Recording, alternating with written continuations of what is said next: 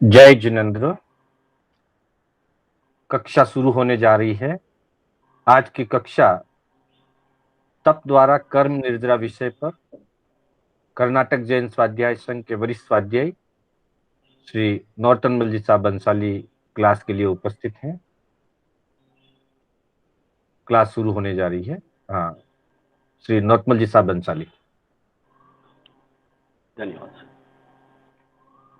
वंदन करो अरिहंत को,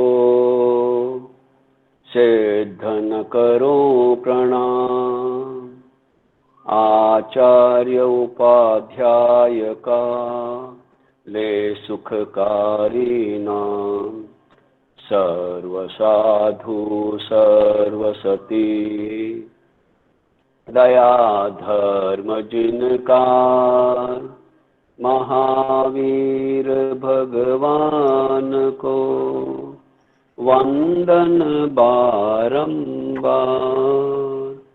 महावीर भगवान को वंदन बारंबार। जिनके विमल प्रताप से हुआ हिताहित ज्ञान। भक्ति युक्त आचार्य गुरुदेव का धरो हृदय में ध्यान। भक्ति युक्त आचार्य गुरुदेव का धरो हृदय में ध्यान। चरम तीर्थंकर प्रभु महावीर स्वामी के चरणों में सत सत भावयुक्त वंदन। उन्हीं के द्वारा बताए हुए मार्ग पर प्रबल पुरुषार्थ के साथ चलने वाले 36 गुणों के धारक आचार्य भगवान एवं सर्व चरित्रात्माओं के चरणों में सत सत वंदन नमन अभिनंदन।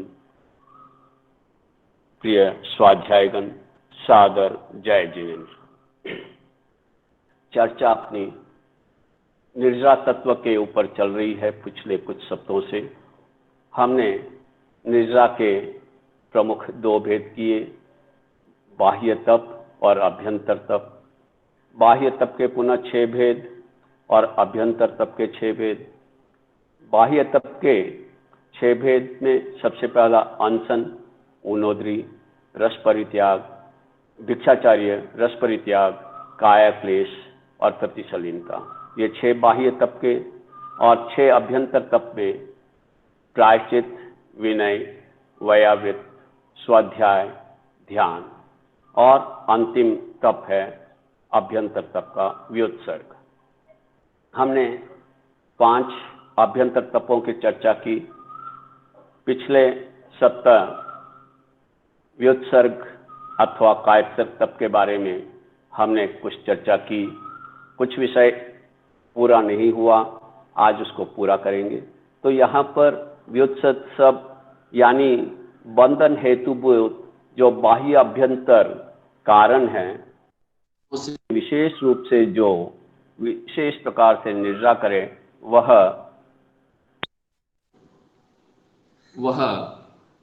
व्युत्सर्ग तप है या कायत्सर्ग तप है। अर्थात ममत्व का त्याग करना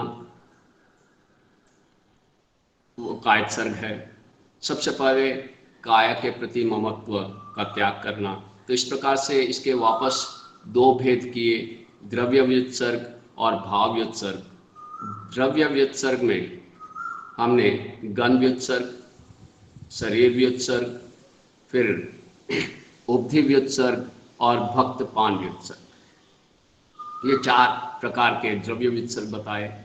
गन व्युत्सर्ग में गन में जो साधु साध्वी है उनके प्रति ममत्व भाव का त्याग करना, गन को त्याग करना नहीं है। जैसे किसी संप्रदाय में है अथवा गन में है तो संप्रदाय के प्रति राग भाव रखना भी संसार वृद्धि का कारण है। संप्रदाय गण एक व्यवस्था है, संप्रदाय एक व्यवस्था है। संप्रदाय में रहते हुए संप्रदायतीत रहना, यही साधक का लक्ष्य होना चाहिए। और अगर वह संप्रदाय के राग में अटक गया तो वह संसार सीमित करने के बजाय संसार की वृद्धि हो जाएगी। एक घर का त्याग कर वह बहुत से घरों के साथ राग द्वेष करने लग जाएगा।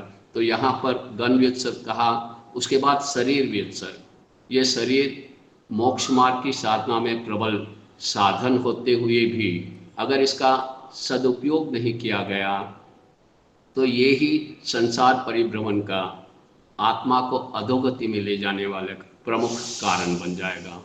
वर्तमान में सबसे ज़्यादा राग अगर किसी जीव को होता है तो उसे अपने शरीर से होता है।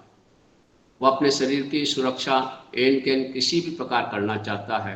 तो यहाँ पर शरीर की सुरक्षा नहीं करे ये भाव नहीं है, शरीर को व्यवस्थित नहीं रखना ये भी भाव नहीं है, शरीर को व्यवस्थित रखते हुए भी शरीर के प्रति ममत्व भाव नहीं रखना, अपनत्व का भाव नहीं रखना। जिस प्रकार सामाजिक कोई भवन है, ट्रस्टी होते हैं, वे ट्रस्टी उस भवन की सारी साल संभाल करते हैं, देख चोख करते हैं, उसका मेंटेन करते हैं, खराब ना हो जाए इसका ध्यान रखते हैं, कुछ टूट फूट हो जाए तो उसको सही करवाते हैं, कोई अनाधिकार इस पर अपना अधिकार न जपा दे, कोई अंदर न घुस जाए इसका भी ध्यान रखते हैं। ये सब रखते हुए भी कभी स्वप्न में भी ये नहीं सोचते कि ये मेरा अपना है। इसी तरह से ये शरीर भी एक अपेक्षा से मुक्ति में बाधक है प्रमुख। जब तक शरीर है तब तक मुक्ति नहीं होगी, और जब शरीर के प्रति ममत्व हट जाएगा मुक्ति निश्चित हो जाएगी। तो शरीर के प्रति ममत्व भाव को हटाना, मेरापन का भाव हटाना, ये शरीर व्युत्सर्ग है। फिर उपधि व्युत्सर्ग। उपधि व्युत्सर्ग में जो भी साधन सामग्री, वस्तु या व्यक्ति जो भी हमारे पास हैं, हमारे अधिकार में हैं, उनके प्रति ममत्व भाव को हटाना, ये उपधि व्युत्सर्ग हो जाएगा।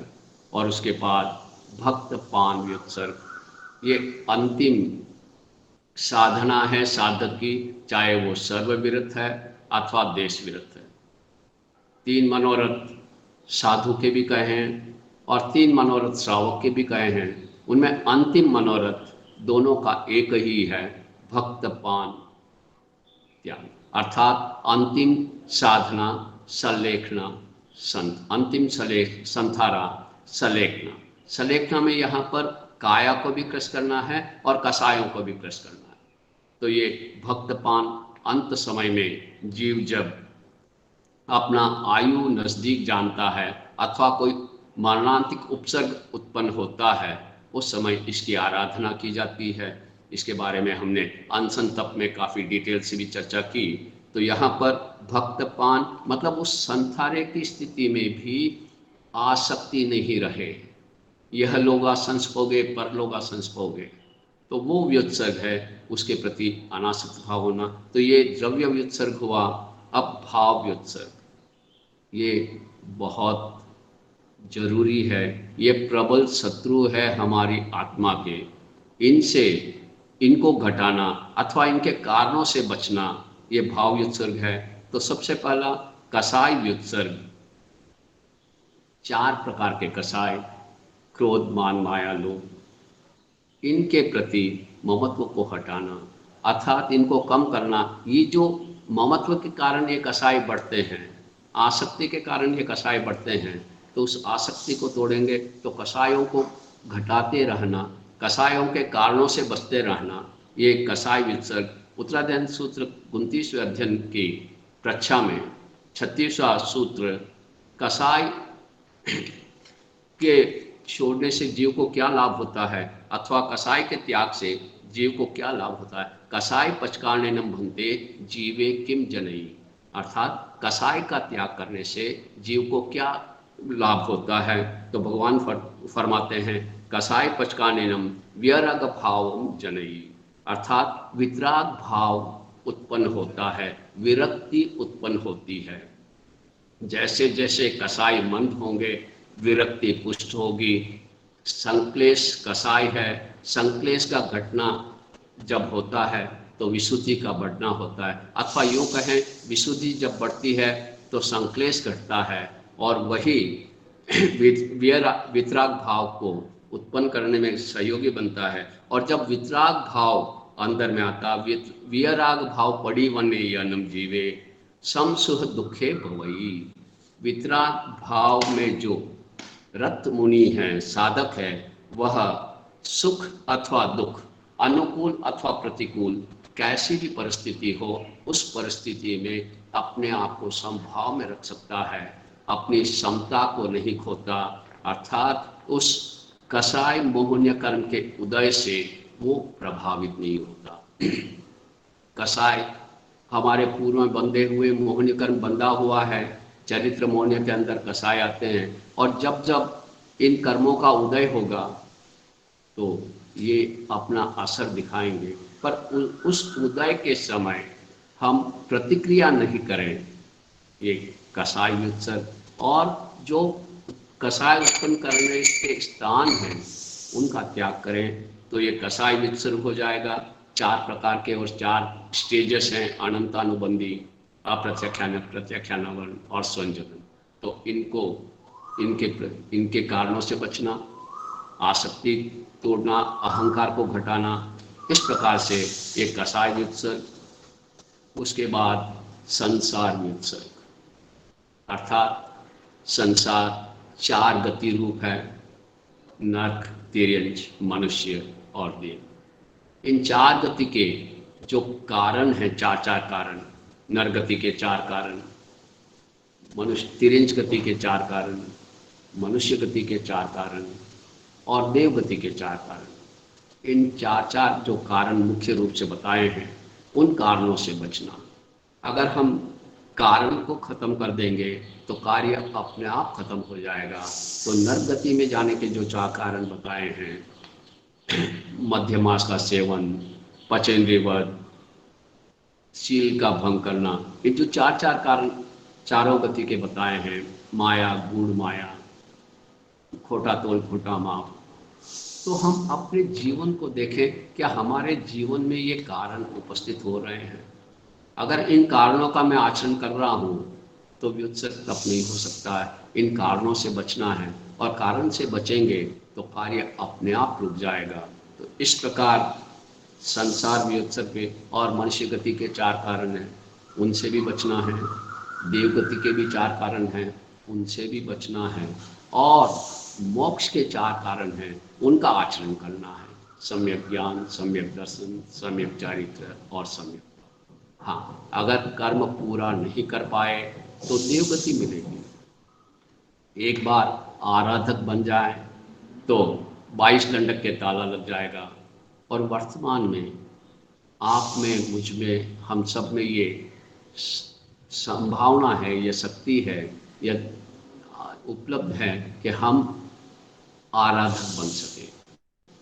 आराधक यानी सम्यक अवस्था में आयु कर्म का बंद होना।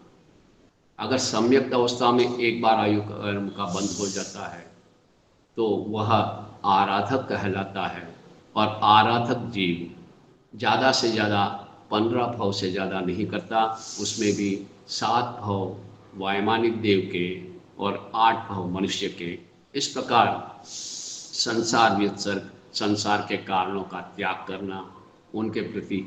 अब संसार में हैं तो संसार की गतिविधि तो होगी, संसार के कार्य करने ही पड़ेंगे। ग्रस्त हैं तो ग्रस्त के कार्य करने ही पड़ेंगे, करना का निषेध नहीं है, पर उसमें अपनत्व भाव, आसक्ति का भाव, ये हमको घटाना है। ये जितनी मात्रा में घटता जाएगा उतनी मात्रा में जीवात्मा मोक्ष मार्ग की ओर आगे प्रगति करता जाएगा, गति करता जाएगा। पर वर्तमान में हमें सोचना है, आज हम आसक्ति को, संबंधों को घटाने का प्रयास कर रहे हैं या बढ़ाने का प्रयास कर रहे हैं। आज इतने सारे साधन हमारे सामने उपलब्ध हो गए, ना मालूम कौन क्या है, कैसा है, पर हम उनसे संबंध स्थापित कर लेते हैं इस मोबाइल के माध्यम से। तरह तरह के जो सोशल मीडिया से, उनके माध्यम से, ट्विटर के माध्यम से, फेसबुक के माध्यम से, और बहुत बार ये हमारे अकारण दुख का कारण बन जाता है, हमारी पीड़ा का कारण बन जाता है। तो यहाँ पर प्रभु महावीर ने तो कहा है हमें आसक्ति घटानी है, अपने संबंधों को घटाना है, अपने दूसरों से जितना एकत्व भाव की साधना करेंगे उतना ही जीव आगे बढ़ेगा। इसका ये मतलब नहीं कि हम सबसे मुख मोड़ लें, उनके प्रति आसक्ति भाव नहीं रखें, जितना हो सके बचने का प्रयास करें। इस प्रकार ये संसार व्युत्सर्ग, चार गति रूप संसार से बचने का प्रयास करें। और अंत में कर्म व्युत्सर्ग, 8 प्रकार के कर्म। अब कर्म का व्युत्सर्ग कैसे करें? कर्म बंध के जो कारण हैं, ज्ञानावर्य कर्म बंध के कारण, 6 बताए, दशनावर्य कर्म बंध के कारण, मोहनीय कर्म बंध के कारण, नाम कर्म, अंतराय कर्म, मुख्य रूप से ये 4 घाती कर्मों के बंध के जो कारण हैं, उन कारणों से बच जाएंगे तो हम कर्म व्युत्सर्ग कर पाएंगे, अर्थात ज्ञान और ज्ञानी की असाधना नहीं करना। अब यहाँ ज्ञान और ज्ञानी की असाधना नहीं करना, इसका क्या अभिप्राय? आप में से अगर कोई उत्तर देना चाहें तो प्लीज। ज्ञान और ज्ञानी की असाधना नहीं करना, हाँ कोई भी उत्तर दे सकता है जिसके उपयोग में हो।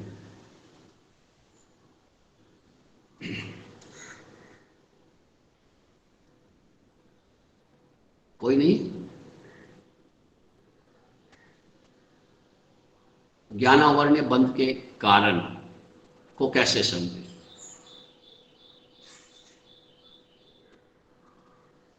तो यहां पर ज्ञान और ज्ञानी की असाधना करना दोनों निषेधात्मक और विधायत्मक दोनों तरफ से सोचना होगा। हम जो भी ज्ञानी भगवंत हैं या ज्ञान के साधन हैं उनकी असाधना नहीं करें। इसके साथ ही विधायत्मक जो है वो है जो मैं जान रहा हूँ वह जानकारी जीवन बने। जानकारी का अनादर करना ज्ञानावर्ण्य कर्मबद्ध का कार्य। ज्ञानी स्वयं की आत्मा है और ज्ञान उसका गुण है, तो हम जो जानते हैं उससे हम उसका अनादर नहीं करें, उसको अपने जीवन में आचरित करने का प्रयास करें। कितना जाना ये महत्वपूर्ण नहीं है, पर जो जाना उसका जीवन में आचरण हो रहा है। कदाचित क्वचित बहुत सी बातें जानते हैं पर आचरण करने में सक्षम नहीं पाते अपने आप को। हम सब जानते हैं संयम से ही जीव मुक्त होगा। आज तक जितने जीव संयम मुक्त हुए हैं, हो रहे हैं, भविष्य में होंगे, संयम के माध्यम से ही होंगे। बगैर संयम के कोई मुक्त हुआ नहीं, हो नहीं रहा और होगा नहीं। और हमें ये पता है कि मुझे संयम लेना है। द्रव्य संयम और भाव संयम दोनों प्रकार के हैं। द्रव्य भाव को सुरक्षित करने में प्रबल साधक कारण है। द्रव्य से भाव की सुरक्षा होती है और द्रव्य क्रिया जितनी शुद्ध होगी भाव उतना ही शुद्ध होता जाएगा। दोनों एक दूसरे के पूरक हैं। तो हम अगर नहीं ले रहे हैं तो कम से कम इतना तो स्वीकार करें, यह मनुष्य जन्म मुझे संयम अंगीकार करने के लिए मिला है, पर मेरी कमजोरी है, मेरा आत्मबल इतना मजबूत नहीं हुआ कि मैं संयम मार्ग पर चल पड़ूं। इसीलिए तो भगवान ने 2 प्रकार के धर्म बताए, आगार धर्म और अणगार धर्म। तो कम से कम मैं आगार धर्म को अणगार धर्म का पालन नहीं कर सकता हूँ, तो आगार धर्म का तो पालन करूँ। और आगार धर्म का पालन अणगार धर्म की ओर बढ़ने के लिए होना चाहिए। और ये भगवान ने इतना सरल और सहज मार्ग बताया है कि इस आगार धर्म का आचरण आसानी से अपने गृहस्थ के सारे कर्तव्य करते हुए कर सकते हैं। यहाँ पर हमें अपनी सीमाओं का, मर्यादाओं का पालन करना है, मर्यादा में आना है और मर्यादा अपनी अपनी अनुकूलता के अनुसार करनी है। और फिर एक बार मर्यादा करने के बाद उस मर्यादा को और संकुचित करते जाना है। जितनी मर्यादाएं रखी उनको और संकुचित करते जाएं। तो 12 प्रकार के जो 12 व्रत हैं श्रावक के, मुख्य रूप से 5 अनुव्रत हैं। तो हम इन अनुव्रतों को सबसे पहले सम्यक प्रकार से समझें, समझकर फिर अपनी शक्ति को देखें और शक्ति को देखकर इनका जीवन में आचरण करें। तो ये जब हम ये आचरण करेंगे तो हमारे कसाय मंद होते जाएंगे, हमारे कर्म हल्के होते जाएंगे। और जैसे अपन देखते हैं आश्रव और संवर। संवर क्या है? शुभ योग संवर है, अशुभ योग आश्रव है। हिंसा आश्रव है, अहिंसा संवर है। तो हम इनका संवर का मतलब शुभ योग, शुभ चिंतन, शुभ प्रवृत्ति जितनी भी है, शुभ चिंतन जितना भी है, शुभ विचार जितने भी हैं, शुभ भाव जितने भी हैं, वो सारे संवर के अंदर आएंगे। और जहाँ संवर है वहाँ निजरा और पुण्य दोनों का बंध है। जब तक कसाय है तब तक पुण्य का बंध भी होगा, क्योंकि जितने जितने मात्रा में विशुद्धि बढ़ती जाएगी उतनी उतनी मात्रा में पुण्य का भी बंध होगा और निजरा भी उतनी अधिक होगी।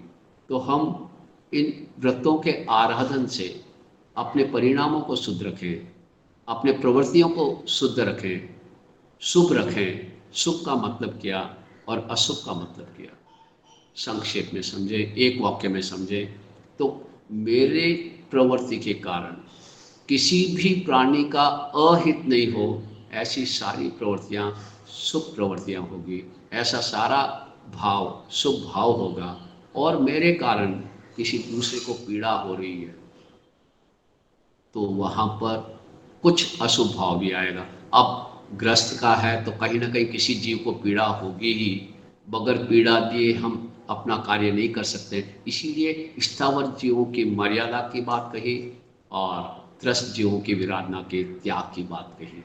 स्थावर का त्याग हम नहीं कर सकते हैं तो हम कम से कम स्थावर जीवों की हिंसा हो ऐसी प्रवृत्ति करें। कम से कम हम इन पृथ्वी कायिक, अपकायिक, देवकायिक, वायुकायिक और वनस्पति कायिक जीवों की का उपयोग करें और ज़्यादा से ज़्यादा इनकी रक्षा का भाव रखें। और उपयोग करते हुए भी मन में ये पीड़ा हो कि मैं संयम नहीं ले पा रहा हूँ, मेरी कमजोरी है, मैंने संयम नहीं लिया है, इसलिए इन जीवों को पीड़ा देनी पड़ रही है। ये मेरे अनंत भवों में असंख्यात भवों के माता पिता हैं, मेरे संबंधी हैं, मेरे अपने हैं, इनको मुझे प्राण हरना पड़ता है।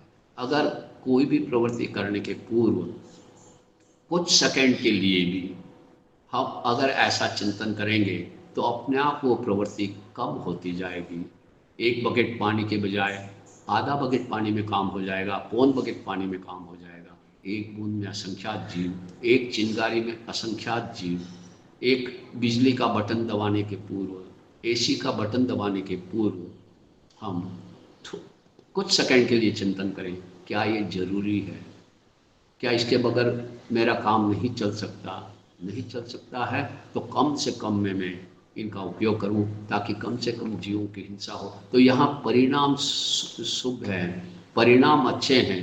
पीड़ा देनी पड़ रही है, ये मजबूरी है, तो मजबूरी में पीड़ा दे रहा है और पीड़ा देते हुए भी खुद के अंदर पीड़ा हो रही है। तो इस प्रकार शुभ भावों से संवर होगा और जहाँ संवर होता है वहाँ पर पुण्य और निजरा दोनों होती है।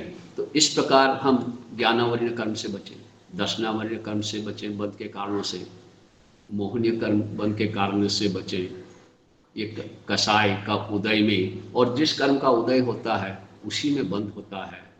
तो हम क्षायकस्मिक भाव, क्षायिक भाव, उपशमिक भाव की ओर आगे बढ़ते हुए इन कर्मों के कारणों से बचने का प्रयास करें। तो इस प्रकार से ये भाव व्युत्सर्ग हुआ इस प्रकार। और ये व्युत्सर्ग कायत्सर्ग कहें अथवा व्युत्सर्ग कहें, कायत्सर्ग कब और किस लिए?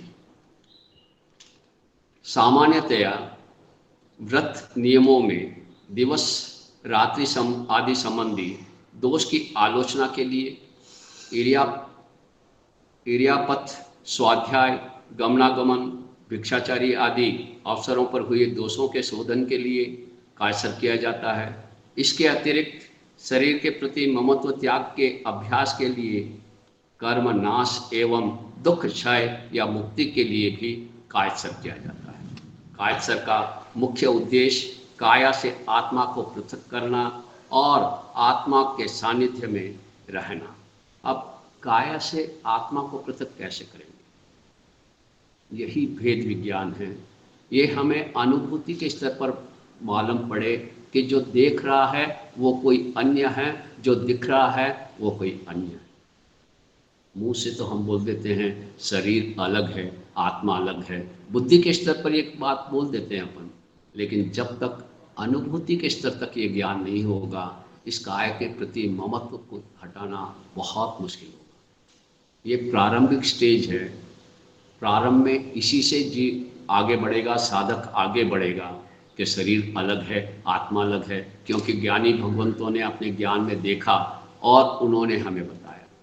अब हम भी उसकी अनुभूति करें, और जब तक अनुभूति के स्तर तक का ज्ञान नहीं होगा तब तक हम विशेष रूप से इसके ममत्व के त्याग में हम नहीं कर पाएंगे, सक्षम नहीं बन पाएंगे। तो ये मात्र होगा क्योंकि ये कर्मों का उदय, कसायों का उदय अंतर में होता है, बाहर नहीं। तो हमें देखने के लिए अंदर में जाना पड़ेगा। आत्म प्रदेश अंतर है, बाहर नहीं है। तो जब ध्यान साधक ध्यान के अंदर जाता है तो ये उसके अनुभूति में आता है कि जो देख रहा है वो अलग है और जो दिख रहा है वो अलग है। और ये अनुभूति का ज्ञान ही जीव को आगे बढ़ाएगा। और ये अनुभूति का जितना भी ज्ञान है वही ज्ञान ई भविक पर भविक और तदोवय भविक है। बुद्धि का ज्ञान इस भाव में ही खत्म हो जाएगा। बुद्धि जड़ है और जड़ साथ में नहीं चलता। तो इस तरह से हम इस कायसर के माध्यम से अपने जो ममत्व भाव है उसका विकसित करें। कुछ परिभाषाएं भगवती आराधना के अनुसार अशुचि, अनित्य, विनाशील, दोषपूर्ण, असार तथा दुख एवं अनंत संसार परिभ्रमण का कारण यह शरीर है। भिन्न है, यह शरीर भिन्न है, मैं भिन्न हूँ। देखिए, ये शरीर ही इन सारे अनित्य आदि का कारण है। ये भिन्न है, मैं भिन्न हूँ, यह शरीर मेरा नहीं, न मैं इसका स्वामी हूँ। इस प्रकार का भेद विज्ञान होने पर शरीर में रहते हुए भी शरीर के प्रति आदर घट जाने तथा महत्व हट जाने की स्थिति का नाम कायसर है। अपने शरीर के प्रति अपने अंतर में ही इसके प्रति आदर घटे, इसका महत्व घटे। आज मेरा परिचय जड़ से हो रहा है। किसी के पास करोड़ रुपया है तो वो करोड़पति, लाख रुपया है तो लखपति, उद्योग है तो उद्योगपति। तो जड़ से मैं अपना स्थिति बता रहा हूँ, तो जड़ से मेरी तुलना नहीं हो सकती। मैं तो चेतन हूँ, अनंत ज्ञान का स्वामी हूँ, अनंत दर्शन का स्वामी हूँ, अनंत क्षायिक सम्यक्त का स्वामी हूँ, अनंत सुख और सामर्थ्य का स्वामी हूँ। ये अनंत की उपलब्धि मुझे क्यों नहीं हो रही है? उस अनंत को मैं प्रकट क्यों नहीं कर पा रहा हूँ? इसका मुख्य कारण मैं सीमित में ही आनंद मान रहा हूँ, सीमित में ही अटक गया। जब सीमित में ही अटक गया तो फिर वो आगे कैसे बढ़ेगा? मुझे तो उस अनंत को प्रकट करना है जो मेरे अंतर में ही है। पर हमारी स्थिति उस एक भिखारी की तरह है। एक भिखारी, नदी के ऊपर पुल था, पुल के ऊपर एक पुराना सा संदूक रखा हुआ था, उसमें उसके सारे जिंदगी भर का सामान था, और उस ट्रंक के ऊपर, संदूक के ऊपर बैठकर वो भीख मांगता था। बरसों बीत गए। अचानक एक दिन आयु कर्म पूरा हुआ, चल बसा। लाश को का अंतिम दाह संस्कार हुआ। फिर लोगों ने देखा भाई इसकी पेटी में क्या देखें। जैसे ही उस संदूक को खोला, उनकी आंखें चकाचौंध रह गई। उसमें करोड़ों रुपए का माल भरा हुआ था, हीरा पन्ना भरा हुआ था, पर इसका भान उस गरीब को नहीं। और वो अपने आप को दीनहीन मानकर, भीख मानकर अपना कार्य चला रहा था। क्या मेरी स्थिति ऐसी नहीं है? अनंत ज्ञान का खजाना मेरे अंदर है, अनंत सामर्थ्य मेरे अंदर है, अनंत सुख मेरे अंदर है, पर मैं उससे अनभिज्ञ हूँ। और इसीलिए बाहर के पुद्गलों की मैं भिखारी की तरह उसके पीछे रात दिन भाग रहा हूँ, उसकी चाहना कर रहा हूँ। पर ज्ञानी भगवान तीर्थंकर परमात्मा अपनी वाणी के द्वारा हमें चेता रहे हैं कि तू दीनहीन नहीं है, तू तो अनंत का स्वामी है। उस अनंत को प्रकट करना है, और ये सिर्फ और सिर्फ तू खुद ही कर सकता है। कोई भी इसमें कुछ नहीं कर सकता। हाँ, मार्ग बता सकता है। जैसे किसी को कहीं जाना हो, मार्ग का पता नहीं था, मार्ग पूछा, भाई यहाँ से मद्रास कितनी दूर है? साहब ये रास्ता है, इस हाईवे पे चले जाओ, 350 किलोमीटर जाओगे तो चेन्नई आ जाएगा। अब मात्र जान लेने से चेन्नई आ जाएगा क्या? चलना तो स्वयं को ही पड़ेगा। तो उस अनंत को प्रकट करना है तो मुझे स्वयं को ही चलना पड़ेगा। मैं सीमित में संतोष नहीं करूं, मुझे सीमित नहीं चाहिए, मुझे सुखाभास नहीं चाहिए, मुझे जड़ और पुद्गल नहीं चाहिए, क्योंकि जड़ और पुद्गल में न सुख है, न सुख देने का सामर्थ्य है। अगर सामर्थ्य होता तो चक्रवर्ती तीर्थंकर परमात्मा इस जड़ को क्यों त्यागते? क्या आवश्यकता होती उनको त्यागने की? ये हमें अनंत सुख में बाधक पैदा करते हैं। हम इन बाधाओं को दूर करें। और फिर दूसरी परिभाषा बतलाई, जो मुनि शरीर संस्कार के प्रति उदासीन, भोजन शयन आदि के प्रति निरपेक्ष, दुस्सह रोग हो जाने पर भी चिकित्सा के प्रति उदासीन हो, शरीर पसीने और मेल से लिप्त होने पर भी जो अपने स्वरूप में के चिंतन में लीन रहता है, दुर्जन और सज्जन के प्रति मध्यस्थ हो, शरीर के प्रति ममत्व न रखता हो, उसको कायसद नाम का तप होता है। हमें इसी कायसद तप की साधना आराधना करनी है और इसके प्रति ममत्व को हटाना है। तीसरी परिभाषा बतलाई, काया आदि पर द्रव्यों में स्थिर भाव छोड़कर आत्मा का निर्विकल्प, कोई विकल्प नहीं, कोई ऑप्शन नहीं, निर्विकल्प रूप से ध्यान करना कायसद है। देवसिक, रात्रिक आदि नियमों वगैरह यथोक्त काल प्रमाण तक उत्तम क्षमा आदि जितेंद्र गुणों का चिंतन सहित देह के प्रति ममत्व छोड़ना कायसद है। इस प्रकार हम इस कायसद के महत्व को समझें, कायसद कैसे किया जाता है इसको समझें और समझकर फिर आचरण करें, तब ही हम भी उस अनंत में, अव्ययवाद में अपना स्थान प्राप्त कर सकेंगे।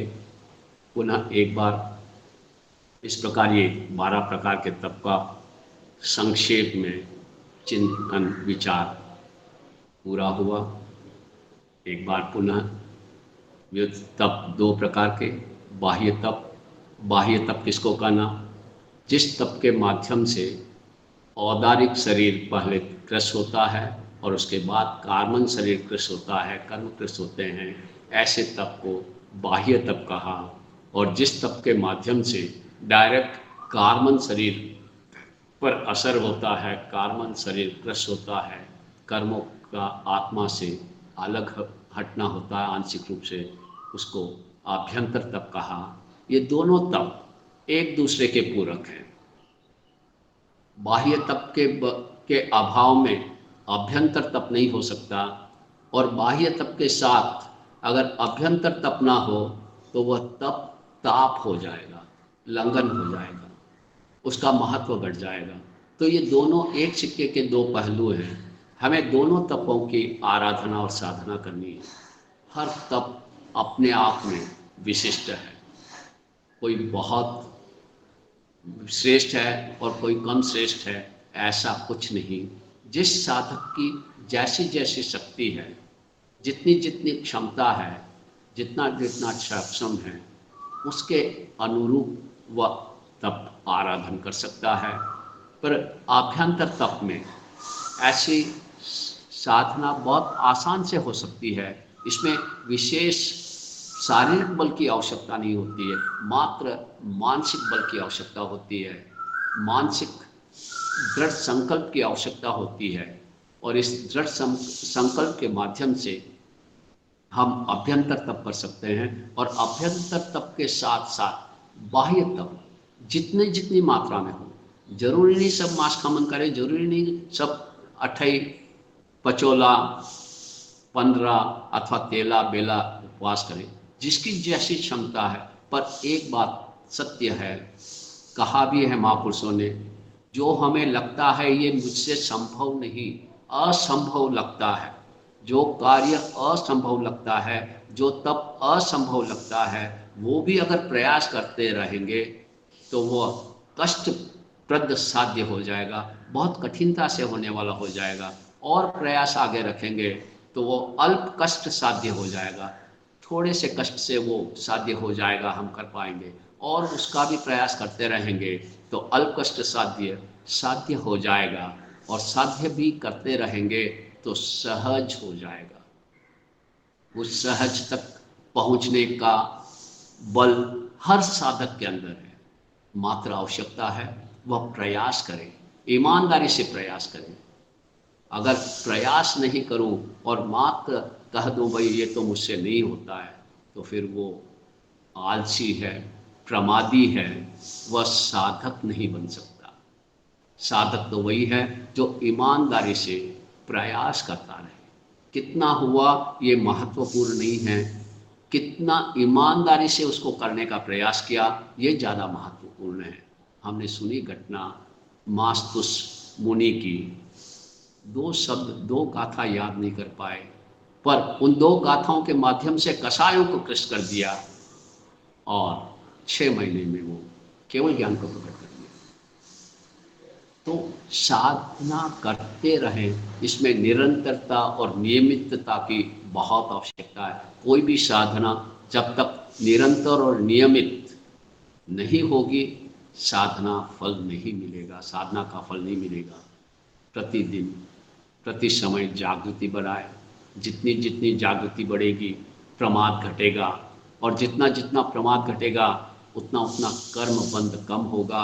और मात्र कर्म बंध कम ही नहीं होगा, इसके साथ आनंद कर्मों की निजरा होगी, आत्मा की विशुद्धि होगी, विशुद्धि भाव बढ़ता जाएगा, संक्लेश घटता जाएगा। ये 12 ही तप संक्लेश को घटाने के लिए है, विशुद्धि को बढ़ाने के लिए। अगर किसी तप के माध्यम से कसाई बढ़ रहा है तो समझ लेना वह तप नहीं है, और मैं अपनी शक्ति से ज़्यादा कर रहा हूँ। तप का तो महत्व तभी है जब संक्लेश घटे। जितनी जितनी मात्रा में संक्लेश घटता जाएगा उतनी उतनी मात्रा में विशुद्धि बढ़ती जाएगी, और जितनी जितनी विशुद्धि बढ़ती जाएगी उतनी उतनी आत्मा हल्की बनती जाएगी, निर्मल बनती जाएगी, और वह सिद्ध गति की ओर अग्रसर होती जाएगी। इस प्रकार ये 6 बाह्य तप और 6 अभ्यंतर तप, इनकी आराधना साधना प्रतिदिन करें। जितना बन सके उससे कुछ अधिक करने का प्रयास करें, जितना सहज में हो सकता है उससे कुछ अधिक करने का प्रयास करें। और धीरे धीरे जब ये प्रयास बढ़ता जाएगा, लक्ष्य लेकर करेंगे तो जरूर हमें सफलता मिलेगी। आप हम सब इस तप के माध्यम से अनादिकाल से लगे हुए कर्म मल को आत्मा से अलग करें, सिद्ध बुद्ध और मुक्त दशा को प्रकट करें, यही मंगल भावना। और इस तप के माध्यम से जो भी बात कही वह मेरी अपनी बिल्कुल नहीं है, महापुरुषों से सुनी हुई है और किसी से सुनी हुई है, कहीं पढ़ी हुई है। बस मैंने तो मात्र चम्मच का काम किया, पर परोसने में अगर कोई त्रुटि हुई हो, गलत ढंग से परोसा हो, कुछ विपरीत कहने में आ गया हो, तो इसका सारा श्रेय मुझको है। ये मेरी अल्पज्ञता होगी, मेरा प्रमाद हो सकता है, चाह कर नहीं कहा, पर अनजाने में कहीं कहने में आ गया हो तो उसके लिए आप सबसे क्षमा याचना करते हुए पुनः अगर सत्य कहा है तो महापुरुषों का है, तीर्थंकर भगवंतों का है, और असत्य कुछ कहने में आ गया हो, विपरीत कहने में आ गया हो तो मेरा प्रमाद है। इसके लिए क्षमा याचना करते हुए पुनः आप और हम सब इस निर्जरा के माध्यम से आगे बढ़े, समर को साथ में रखें और इस प्रकार हम अनादिकाल के इस काल चक्र को तोड़ सकते हैं, खत्म कर सकते हैं। आज इस भव में हम आराधक बन के 22 दंडक के ताला लगा सकते हैं, मात्र 2 दंडक और 15 भव में सिद्ध बुद्ध मुक्त बन सकते हैं। आप और हम सब आराधक बने, सिद्ध बुद्ध मुक्त बने। इन्हीं मंगल भावनाओं के साथ पुनः आप सबका आभार, आप सबका अनंत उपकार हुआ। आपके माध्यम से स्वाध्याय करने का अवसर मिला। कर्नाटक स्वाध्याय संघ का आभार, उनके माध्यम से मुझे स्वाध्याय करने का अवसर मिला, इसलिए आप सबका आभार, धन्यवाद। कुछ प्रश्न आए हुए हैं, उसकी चर्चा कर लें। सीमा जी जैन इंदौर वाले उपस्थित हैं।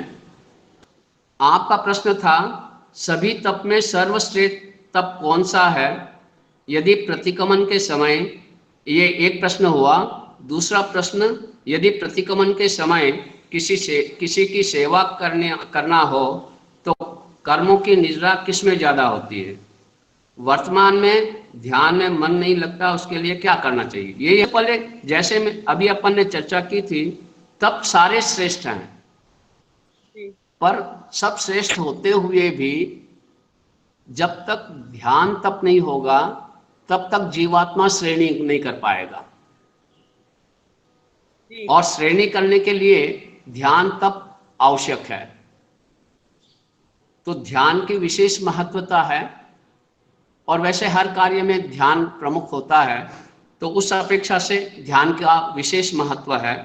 और दूसरा आपने प्रश्न किया था, प्रतिक्रमण के समय किसी की सेवा करना हो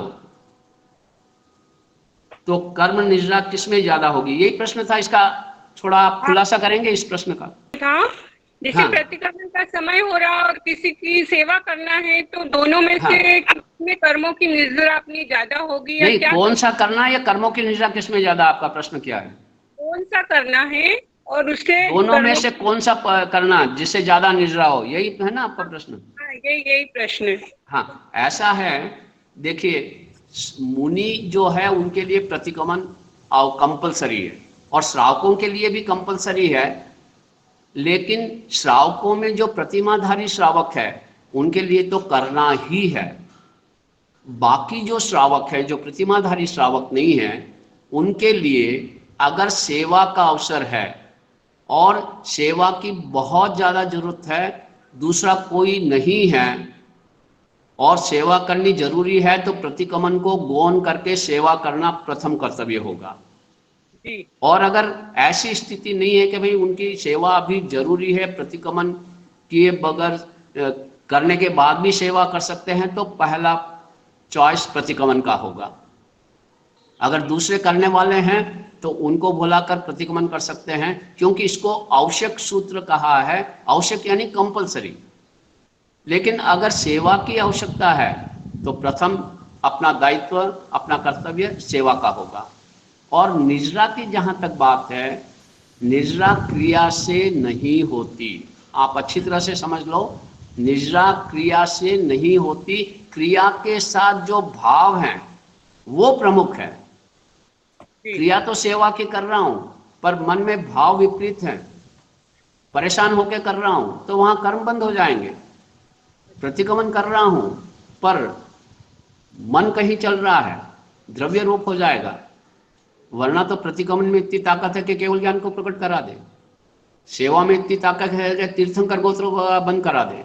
तो भावों की प्रमुखता है। भाव जिसमें जितने उत्कृष्ट होंगे उतनी निजरा ज्यादा होगी। वर्तमान में ध्यान में मन नहीं लगता, ऐसा है। ये मन अनादिकाल से विभाव को स्वभाव मान बैठा है, और कोई भी काम जब प्रथम बार करते हैं तो मुश्किल लगता है। जैसे अभी भी अपन ने चर्चा की, असाध्य कष्ट साध्य हो जाएगा अगर प्रयास करते रहें। तो ध्यान में मन नहीं लगता, तो मन लगाने से जरूर लगता है। 10 दिन ध्यान साधना का शिविर होता है, 3-4 दिन तक बहुत मुश्किल से निकलते हैं। 5 दिन, छठा दिन तो ऐसा लगता है, 5वें दिन तो ऐसा लगता है कि कहाँ आकर फंस गया। लेकिन जो ही 6-7 दिन होते हैं उसका मन लगने लगता है और फिर ध्यान में इतना आनंद आता है कि वो सोचता है कि ये मैंने बेकार सोचा। तो प्रयास करते रहेंगे। तो सबसे पहले ध्यान में अगर मन नहीं लगता है तो अपने श्वासोश्वास को देखने का प्रयास करें। किस और से श्वास आ रहा है, राइट से आ रहा है, लेफ्ट से आ रहा है, और जा रहा है तो किस ओर से जा रहा है, बस उसको देखते रहें। श्वास नेचुरल है, उसमें ना राग होगा ना द्वेष होगा। तो इस प्रकार हम मन को एकाग्र कर सकते हैं। और वो साधक जो ध्यान साधना में आते हैं 7-8 दिन के बाद, तो वो जहां चाहते हैं वहां मन लगता है। तो ये प्रयास से संभव है। और कोई आपको? धन्यवाद। आरती कुंभट है उपस्थित? आरती कुंभट, मुंबई वाले?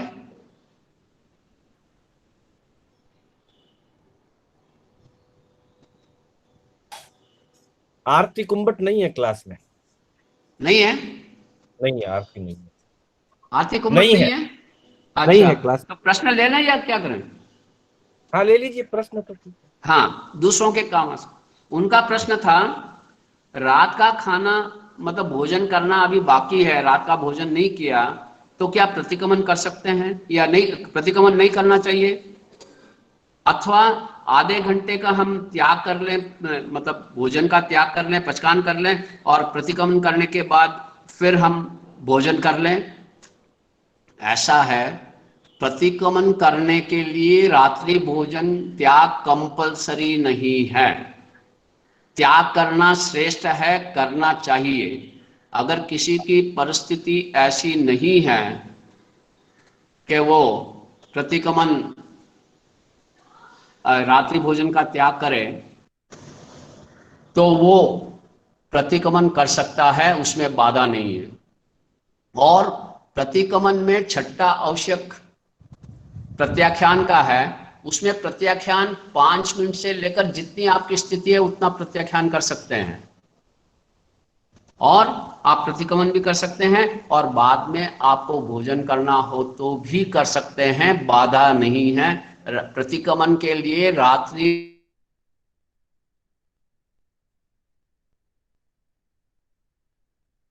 करना चाहिए, प्रयास करना चाहिए, लेकिन कंपलसरी नहीं है।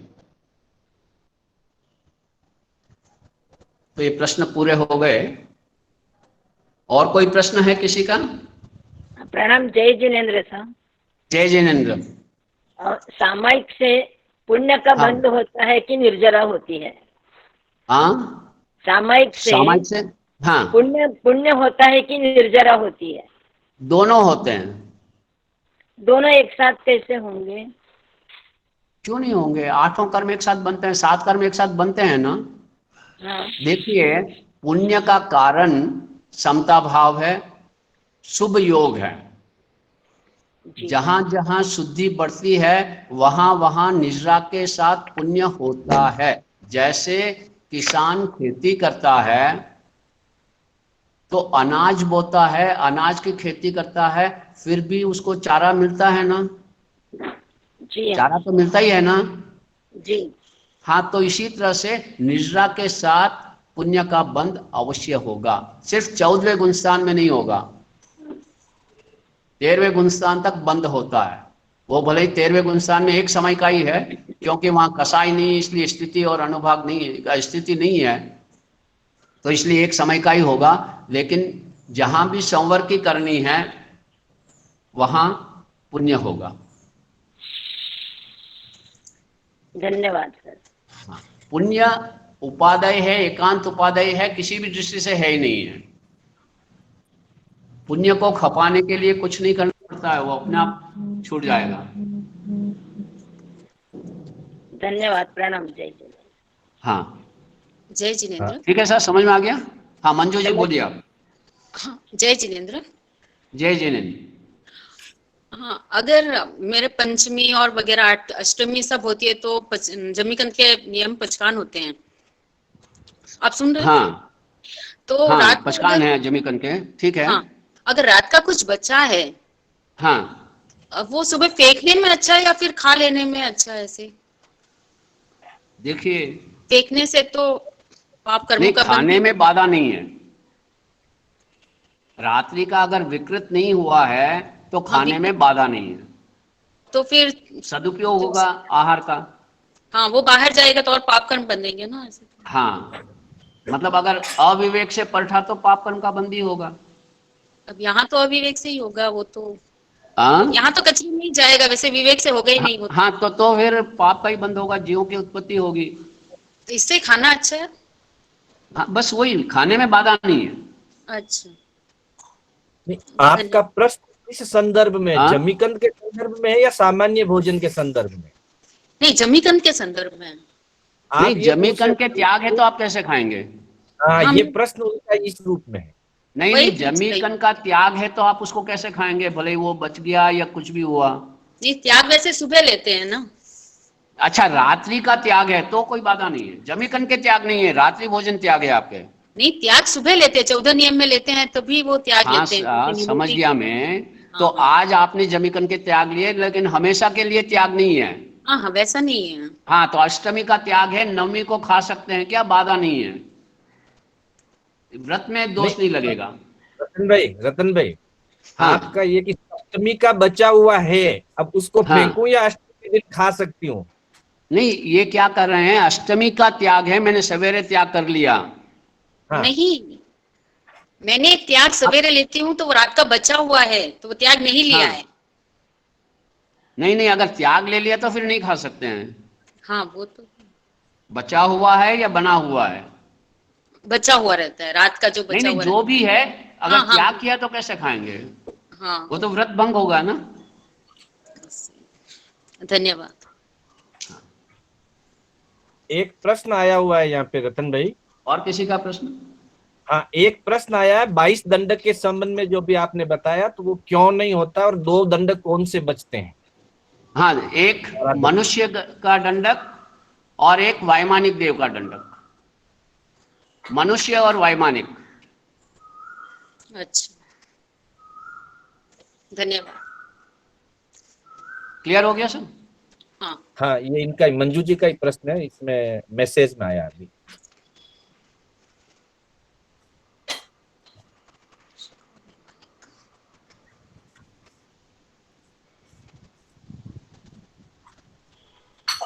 हाँ क्लियर हो गया।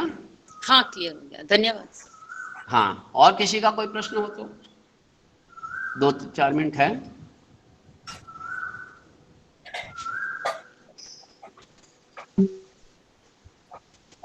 हाँ श्रीपाल जी बोलिए।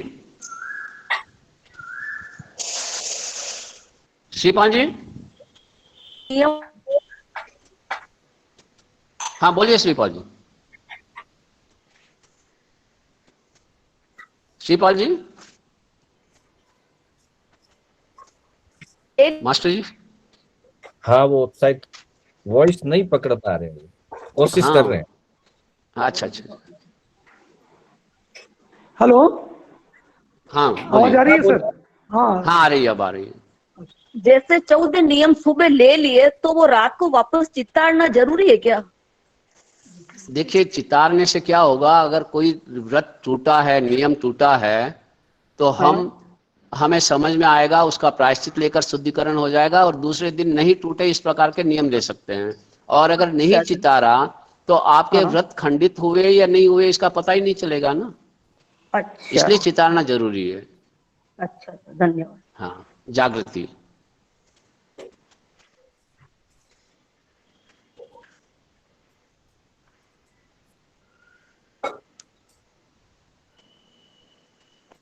और किसी का कोई प्रश्न है?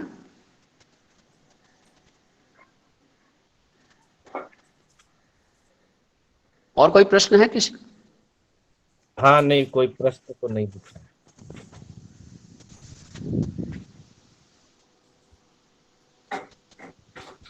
हाँ श्रीपाल जी बोलिए। मंगल पाठ करेंगे? हाँ मास्टर जी मंगल पाठ करिए, प्रश्न नहीं है ठीक है। किसी का। हाँ ठीक है ठीक। गुरु भगवान की आज्ञा से। चत्तारि मंगलम अरिहंता मंगलम सिद्धा मंगलम साहु मंगलम केवली पनत्तो धम्मो मंगलम। चत्तारि लुगुत्मा अरिहंता लुगुत्मा सिद्धा लुगुत्मा साहु लुगुत्मा केवली पनत्तो धम्मो लुगुत्मो। चत्तारि शरणं पवज्जामि अरिहन्ते शरणं पवज्जामि सिद्धे शरणं पवज्जामि साहु शरणं पवज्जामि केवली पनत्तं धम्मं शरणं पवज्जामि। अरिहंतों का शरणा, सिद्धों का शरणा, साधुओं का शरणा, केवली परोपित दयामय धर्म का शरणा, ये चार शरणा दुर्गति हरणा और न शरणा कोई, जो भव्य प्राणी करे आराधन अक्षय अविचल अजर अमर पद। ओम शांति। जय जिनेन्द्र।